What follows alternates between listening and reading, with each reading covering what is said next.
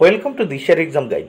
প্রিয় প্রথম শ্রেণীর পরীক্ষার্থী বন্ধুরা, তোমাদের জন্য এই ভিডিওটিতে আমি আলোচনা করতে চলেছি প্রথম শ্রেণীর দ্বিতীয় পর্যায়ক্রমিক মূল্যায়নপত্র 2024, অর্থাৎ 2024 সালের সেকেন্ড ইউনিট টেস্টের প্রথম শ্রেণীর সমস্যার সমাধানের সক্ষমতা প্রশ্নপত্রের সম্পূর্ণ সমাধান সহ এই ভিডিওটি তোমাদের জন্য তৈরি করেছি, তাই অবশ্যই দেখে নিতেই হবে।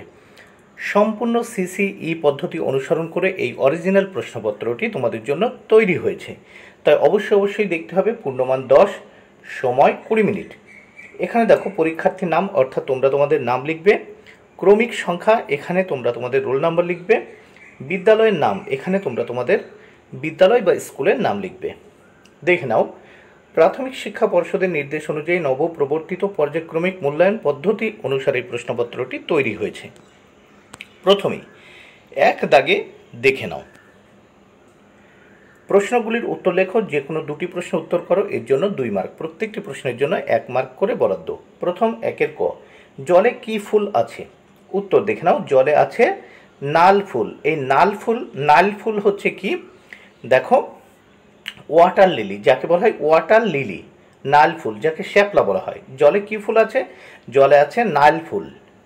দেখো, নাল ফুলটা কি? Water lily. তারপর খ, আশা দাদা কোথা থেকে এলো? উত্তর, আশা দাদা ঢাকা থেকে এলো। নেক্সট আমরা গ দাগে দেখে নেব।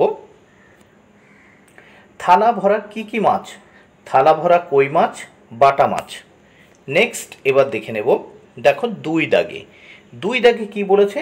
দেখো, circle the letters and make words. দেখো, এখানে যে অক্ষর বা লেটারগুলো আছে সেগুলোকে সার্কেল করতে বলছে।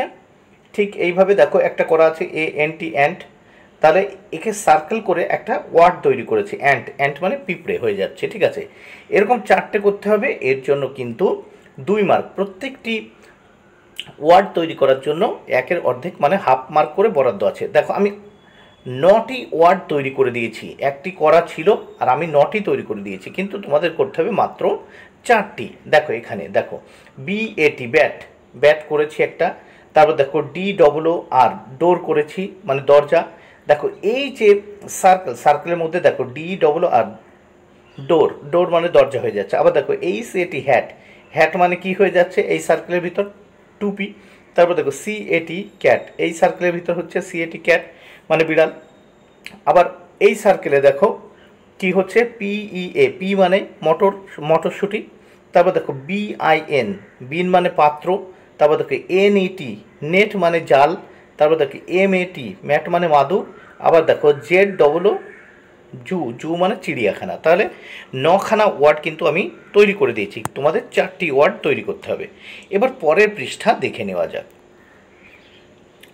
দেখো এখানে কি বলেছে, যে 3 দাগে বানান করে লেখো, একটি করে দেখানো হলো, এর জন্য 2 মার্ক। প্রত্যেকটি প্রশ্নের জন্য 1-এর অর্ধেক বা 1-এর হাফ মার্ক করে বরাদ্দ। প্রথম কতে আছে দেখো 16 কি হয়? 1 10 6। খ দাগে দেখো 19 আছে, তাহলে 1 10 9। গ দাগে দেখো 17 আছে, 1 10 7।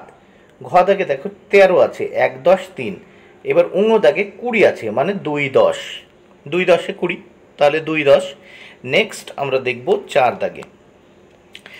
দাগে কি বলেছে দেখে নেওয়া যাক। 4 দাগে লাইন টেনে যোগ করো। এখানে আছে 6 যোগ 3, তাহলে এখানে আমি দেখো 6টা লাইন করেছি, 1টা 2টো 3টে 4টে 5টা 6টা, আর নিচে দেখো যোগ 3টে, 1টা 2টো 3টে, মোট কত? 9।